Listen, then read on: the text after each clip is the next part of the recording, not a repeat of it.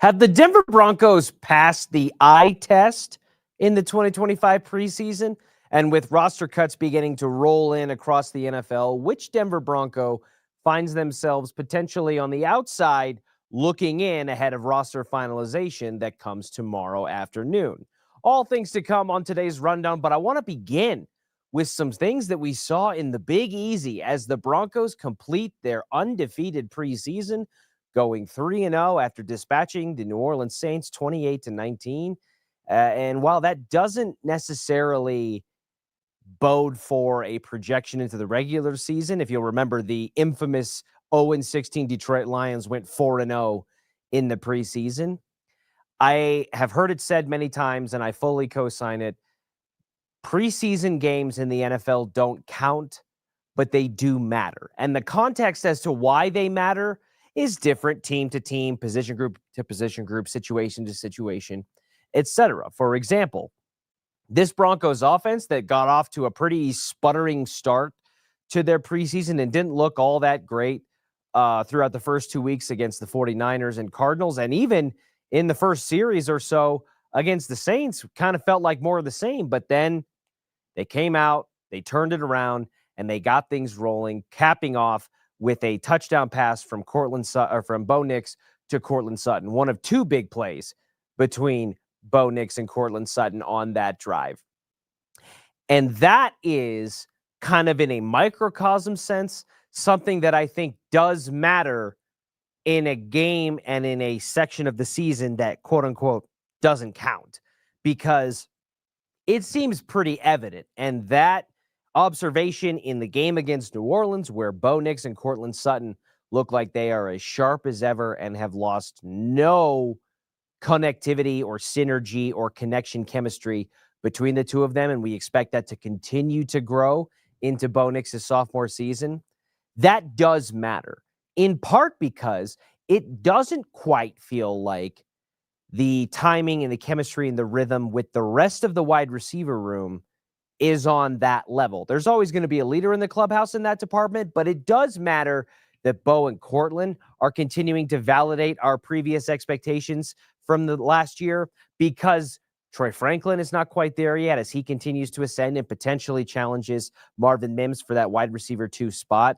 Marvin Mims, if he's going to be established more firmly as the outside boundary receiver opposite Courtland Sutton, and the way that impacts his role within the offense. Evan Ingram, who had that one nice catch and pass from Bo Nix to go 50-plus yards down the sideline in the previous preseason game, is still going to be a work in progress in terms of developing that kind of chemistry and rhythm within the offense. And then you have newcomers like Pat Bryant, and we will see how the rest of the wide receiver room shakes out, as we know that they will only likely now carry 5 after trading Devon Vele and cutting one of the more intriguing raw prospects in the bottom half of that wide receiver room in Joaquin Davis, who may make it back onto the practice squad. And I think it would be wise for the Broncos to look to do that. But then you look at the other elements of the offense, where you have the run game with now J.K. Dobbins and R.J. Harvey, where you have a situation that the playmakers in that room are significantly better already than what you had by and large last season with Javonte, Jaleel, and Audric Estime. J.K. and R.J. right off the rip provided a influx of talent and a boost from an ability standpoint that didn't exist.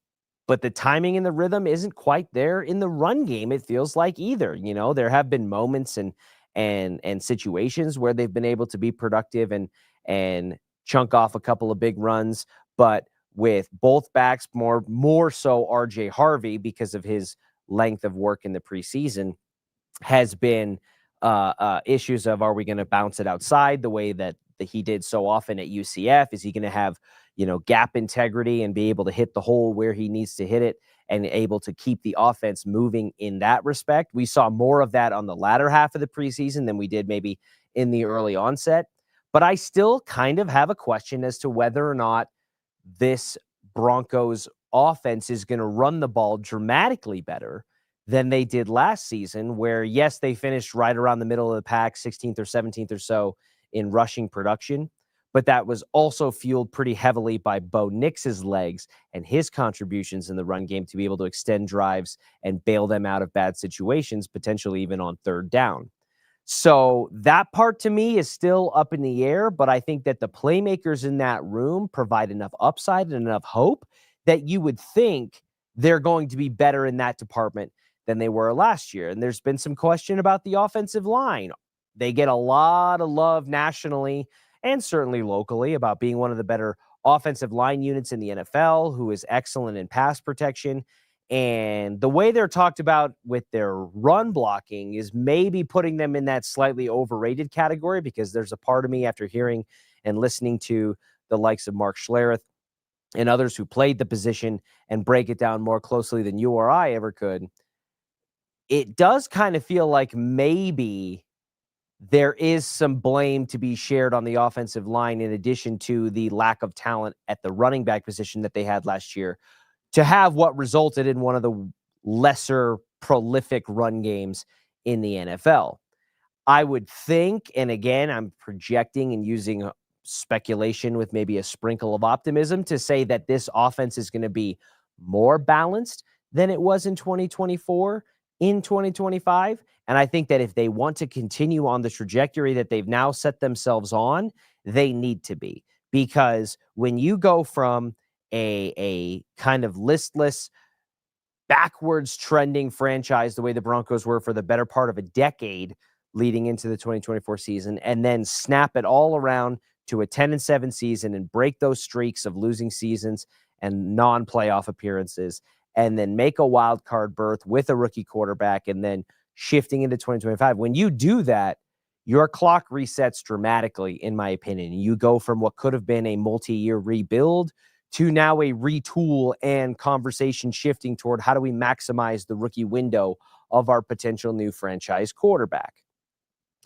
So all in all, to say, have the Denver Broncos passed the eye test overall in the preseason? I would say yes, but there's circumstance to it, right? There's context to these things.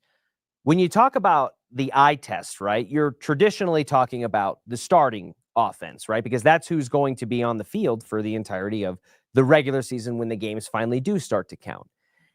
And as a whole, I think I would still lean yes on the eye test being passed by the starting offense. But there's been some things that have caught my attention and caught my eye that I think I would like to have seen more from. I don't think the passing game has been as on time and on target as it could be. I think that the run game still has questions that will need to be answered and can only be answered when the actual games have started.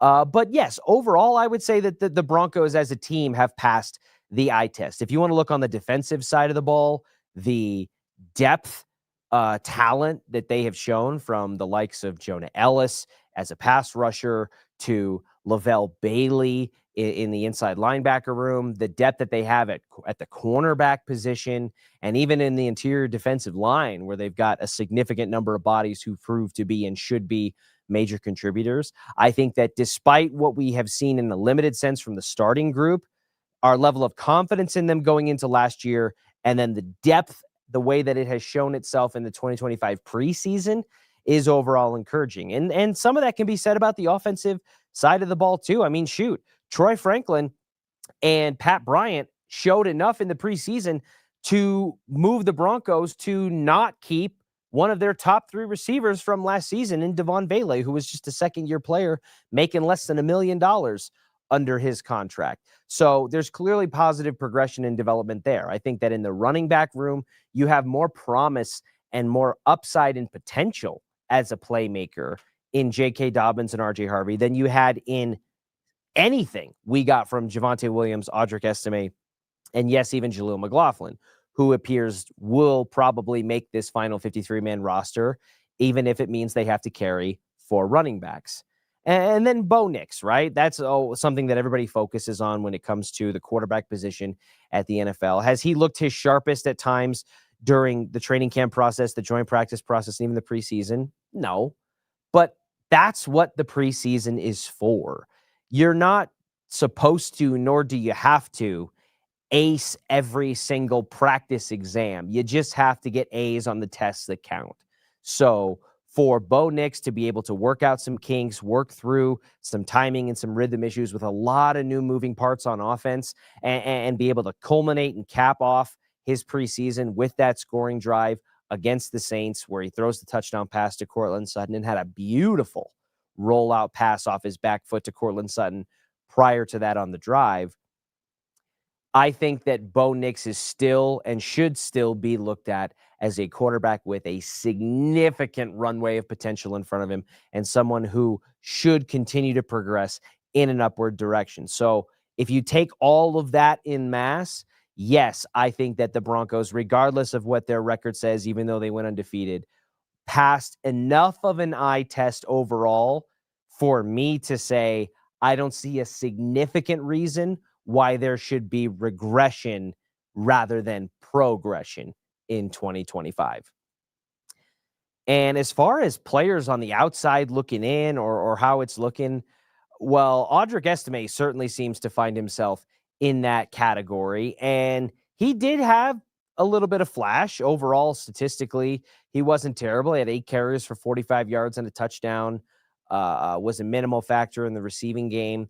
But it may just be just a bit too little and just a bit too late for Audric Estime in this running back room, because the other 4 backs, and really the other 1 or 2 that are in contention, because we know JK and RJ are going to be what they are going to be. But the other 2 backs in front of him just did more with the same amount or more opportunities to solidify themselves as people you have to have, or someone that Sean Payton has to keep on this roster. I mean, in the same game against the Saints, yes, Audric Estime had a decent stat line, right around 50 yards and a touchdown on 8 carries. But Tyler Bidet had a 47-yard kickoff return and proved himself to continually be a weapon on special teams. He also, in Bidet, was a factor in the receiving game. He had 4 catches for 31 yards. So when you're in this running back room that has 2 locked up starters in a 1-2 punch with J.K. Dobbins and R.J. Harvey, then you have an RB3 spot where 2 guys basically present similar skill sets that fit that mold in terms of being productive in a spark kind of capacity with a limited amount of carries and also having versatility on special teams. Well, Tyler Bidet, check. Jaleel McLaughlin, check. So is 150-yard and a touchdown game for Audric Estime in the final game of the preseason for the Broncos enough to turn those tides? I just don't think that it is. And then you may look at him coming back on the practice squad if they so choose to do that, depending on how the roster shakes out. It's not a guarantee that Estime won't make the roster, but it feels pretty darn likely that that's not going to be the case. And then as a practice squad guy, maybe there are other teams. There's 31 other teams in the NFL that are going to be cycling in and out players and may look to grab players that the Broncos seem to let go. That's one of Sean Payton's bigger fears. And maybe Audric Estime is a good reclamation project that another head coach looks at and says, hey, this guy's been in the NFL for a season and he's going into his sophomore campaign and he's got a big body. He's got a solid frame. He had some ball security issues and maybe he's got some maturity or attitude issues, but we can mold that and we can fix that with our culture and what we have in our building. And he kind of goes from there. But in terms of players that can still factor in with a likelihood of a chance to contribute to the Denver Broncos, I don't see Audric Estime any longer in that category. And that's just the reality of kind of the brutal and sometimes tough nature of the NFL, where you can be a 5th-round draft pick with a plan in 2024, and then in 2025, you're getting squeezed out of a crowded room where things in free agency and in the draft were heavily brought in to address your position. And that's kind of where Estime finds himself. And I think that feeling is resonated and reverberated around the entire locker room and maybe even around the entire NFL, as evidenced by DJ Jones, who after the preseason game was asked about the roster cutdowns and talking about things he likes about the Broncos right now. He says the depth, it's going to be tough on the upstairs. The coaches, it's going to be tough decisions on who stays and who goes. every position is going to be tough. We heard similar sentiments from Brandon Jones in the safety room last week, where he and Talanoa Hufanga are written in Sharpie as your starters. But the quality of the depth behind them, from the Devon Keys to the JL Skinners and the PJ Locks, is something where even these starting players like DJ Jones and Brandon Jones are looking around saying, hey, man, this is going to be hard. It's one thing for us in the media and us in the fan base to say, man, this team looks deep. They've got this guy and this guy here and there, and look at this position compared to that position year over year. When that sentiment and and feeling is resonated throughout the locker room, where the players themselves are looking around and going, man, this is just an insanely deep team, and we've got playmakers and guys that can step in from our 2s and 3s that provide minimal drop-off compared to what we get out of our starters. That's a great thing, I think, from an overall team perspective. But that's got to be a little bit of pressure, and maybe something that creates that iron sharpens iron mentality, where it's like, hey, there's no room to slip up here, because if I'm not on my game, chances are the guy behind me and maybe even the guy behind him are going to be. And I think that is further evidence of the culture of winning that was so commonplace and firmly established here within the Denver Broncos organization under the stewardship of Pat Bowlen, that went away as Pat went away, and he stepped further and further away, and then now no longer is with us, and may he rest in peace. And it really hasn't been until Sean Payton walked in the door a couple of years ago that we have felt that kind of attitude, that mentality, and for lack of a better word, that pressure return to this organization and then reflect outwardly to the fan base. They feel it internally, and that feeling is reflected outwardly by the things that they say, the way that they carry themselves, and the way that they have continued to rapidly improve on both ends of the ball year over year. And so for this Denver Broncos squad going into 2025, the depth that they have been able to amass through the work of George Payton in connection with Sean Payton, who now have a situation where they have perfect synergy in the man who finds and evaluates and cultivates the talent, and then the man who brings it to life on the field and coaches it on a game-to-game and week-to-week basis. The way that they have been able to work together to turn this roster into one where, forget quality starter or forget quality depth, the Broncos were struggling to have quality starters across the board on both sides of the ball. And those days, even though they weren't that long ago, feel very, very far away. In a weird way, players who are going to be cut from this Denver Broncos squad, some of which are likely going to be reasonably significant contributors from last year even, it's almost less of a reflection on what they weren't able to do and more of a reflection on just how much depth George Payton and Sean Payton have managed to acquire in their going on 3 seasons now together with the Denver Broncos. And I think that for a team whose aspirations have, through the mouth of their own head coach, jumped all the way to using the biggest 2-letter word in the NFL, Super Bowl, and talking about Bo Nix being a top 4 quarterback in the NFL, and the accelerated nature with which everything seems to be happening, if those goals are to be materialized, what they've established, they and George and Sean Payton, from a depth perspective, and some of these tough decisions that are going to have to be made, those are only going to get more frequent and more difficult, because to be that hallmark great organization again, that is the kind of roster development and player acquisition that is going to be necessary. So these tough decisions and the hand-wringing that we've all gone through over the last couple of months about who's in, who's out, who should do this and who should do that, these are the conversations of a winning franchise, and it feels like the Broncos are headed back to that finally, ever so slowly into 2025. There is going to be so much to monitor as roster cutdown day continues. The roster finalization comes at 2 p.m. Mountain Time tomorrow. And that is when we will officially know which 53 Denver Broncos will carry into the 2025 regular season and build upon what we hope is another postseason contending and perhaps even AFC championship contending season here in Denver. Stay locked into DenverSports.com, where we have all the latest from roster cutdown trackers to post-game press conference availabilities and everything you could want in terms of the Broncos, Avalanche, Nuggets, yes, even the Rockies, and especially the Buffs, who are entering a game week of their own as college football is set to kick off, and our Rams, who we love up in Fort Collins. All of that information is available to you. I cannot stress it enough. 24 hours a day, 7 days a week, directly at your fingertips. There is so much news, information, opinion, and analysis available to you through DenverSports.com, at DenverSports 104.3 The Fan on the air, and on our Denver Sports app, that even if you wanted to, you couldn't consume it all. So like and subscribe to our YouTube channel.